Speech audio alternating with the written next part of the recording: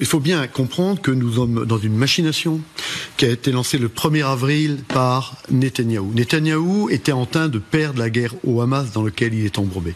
Netanyahou avait perdu le soutien de la population israélienne qui demeurait néanmoins favorable à la guerre au Hamas. Netanyahou avait totalement perdu le soutien de l'opinion publique internationale, dont les États-Unis, on le sait. Netanyahou avait un besoin absolu de recréer un soutien politique national et international derrière lui, si vous voulez d'une part être capable de rester aux affaires et d'autre part être capable de terminer sa guerre au Hamas. Donc il lui fallait une nouvelle guerre. Et nous sommes, je dirais une fois de plus, piégés par le Premier ministre Netanyahou. This is pure anti-Semitism. On ne peut pas avoir confiance dans Netanyahou. C'est une crapule. C'est un bandit. Très bientôt, vous verrez des avions israéliens, nos forces aériennes, nos pilotes, dans le ciel de Téhéran. Nous allons frapper tous les sites et les cibles du régime. Aujourd'hui, les frappes israéliennes ont redoublé d'intensité en Iran, comme le montrent ces images fournies par Tsahal. Tout en continuant de pilonner les sites militaires, et après avoir annoncé la destruction totale du centre nucléaire de Natanz, déjà touché il y a 2 jours, l'armée israélienne s'attaque désormais à des sites pétroliers, des aéroports ou encore le siège de la police à Téhéran. Israël poursuit son offensive à Téhéran, mais aussi sur un aéroport à l'extrême est du pays, prouvant sa capacité à frapper l'Iran en profondeur. La crainte d'une guerre totale au Moyen-Orient après un nouvel échange de tirs et de missiles ce samedi entre Israël et l'Iran.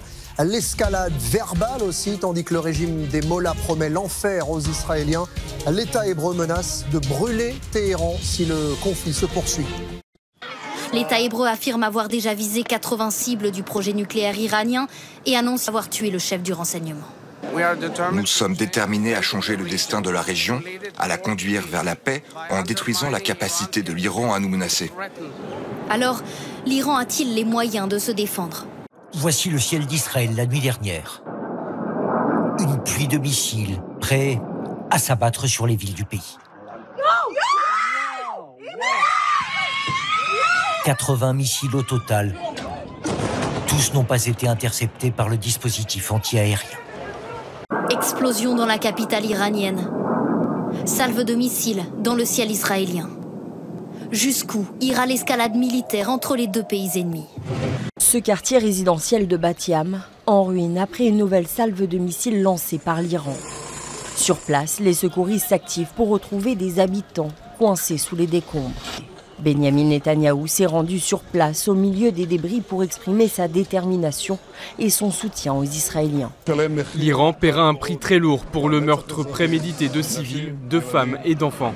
Juste sur ce qui s'est déroulé cette nuit, le sentiment, et vous nous en parliez Rina, d'angoisse aussi de la population israélienne.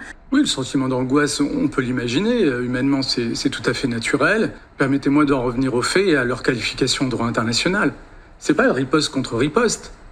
Historiquement, ce qui va rester, c'est quand même un acte d'agression. Un acte d'agression d'Israël contre un État souverain, l'Iran. Encore une fois, on parle de Benyamin Netanyahou. Alors, je le rappelle, il est poursuivi pour crimes de guerre et crimes contre l'humanité. Ce n'est pas n'importe quel chef de gouvernement. Toute la question est de savoir, depuis que Netanyahou est en charge de la sécurité des Israéliens, je constate qu'ils ont subi la plus grave attaque de leur histoire avec le 7 octobre et qu'aujourd'hui, pour assurer leur sécurité, ils sont obligés de se mettre dans les abris. Donc la question est de savoir, est-ce que Netanyahou protège la sécurité des Israéliens ou est-ce qu'il protège son propre pouvoir ? Parce que c'est tout le problème avec un gouvernement militaire. Un gouvernement militaire, pour pouvoir survivre, il a besoin de faire la guerre. C'est-à-dire que quand vous avez des militaires qui sont au poste de tous les commandements d'une administration publique, seule la guerre permet de leur permettre de rester à des postes de pouvoir. Donc, j'allais dire, la situation est dramatique. Je crois qu'elle est beaucoup plus grave que ce que les gens veulent le dire. Les Israéliens viennent de signer pour plusieurs dizaines d'années, voire peut-être plusieurs centaines d'années d'insécurité dans la région. C'est-à-dire que les Israéliens désintègrent leur région parce qu'ils sont incapables de s'intégrer à leur propre région. Avec ce genre d'épisode auquel on assiste là, qui pourrait se reproduire de façon régulière.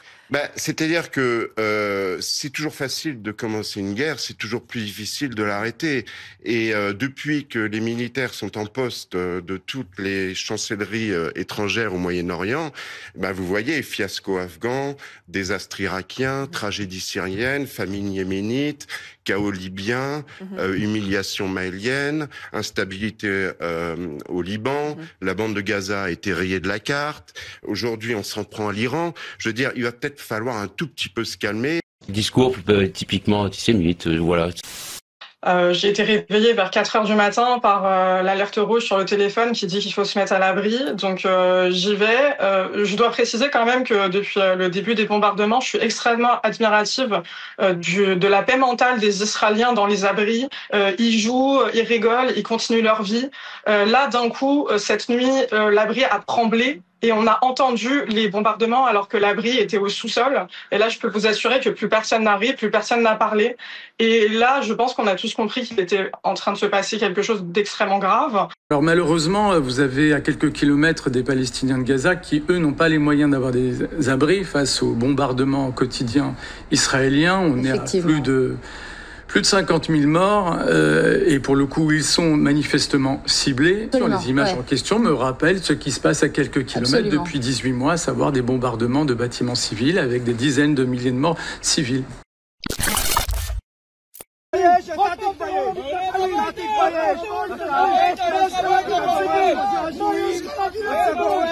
Les mecs sont possédés. Les mecs sont possédés.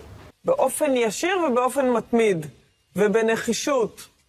אנחנו הולכים לשנות את פני המזרח התיכון ואת פני העולם כולו. בעזרת השם, צעד צעד, אנחנו בדרך לשם. Ils sont dangereux, ces cons. Ouais, c'est pas des amateurs.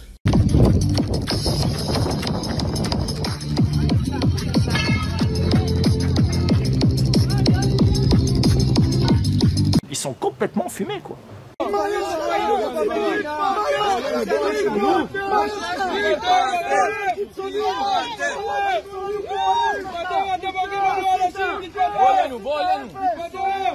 À Gaza, vous avez quand même le terroriste le plus jeune, à ce que je sache, il a 10 mois. Kfir Bibas, 10 mois. 10 mois. Bon, très bien. Il va avoir un traitement injectable. Hein. Un juif ne peut pas être un colon judé.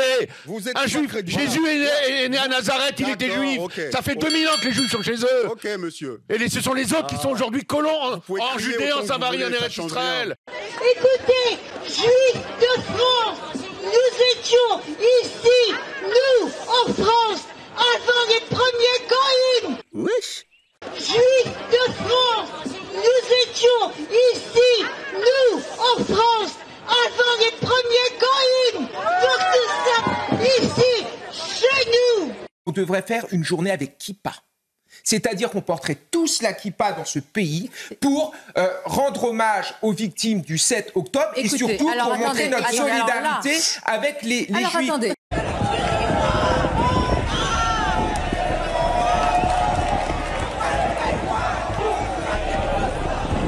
On va longuement parler du sort des civils palestiniens et vous avez raison de le rappeler, on ne le sous-estimera en aucune manière. Beaucoup de civils palestiniens vont souffrir et mourir dans les heures qui viennent et on le rappellera en détail, notamment avec les explications d'Alexia. Mais à qui la faute ? Vous n'êtes pas islamiste, tout sauf ça. Vous êtes la branche historique. La faute est à vous, journalistes, à vous occidentaux, qui n'avez rien fait. Vous tous. Vous qui n'avez rien fait pour la paix, vous n'avez rien fait pour l'application du droit international. Les médias français montrent la vérité. C'est une demande et une exigence très simple. Aujourd'hui, il y a le sentiment qu'il y a une fracture terrible entre la réalité du terrain en Palestine, dans la bande de Gaza, et les médias français. On est assaillis derrière les écrans de nos télévisions et au-delà d'une propagande de guerre. Il faut dire le mot.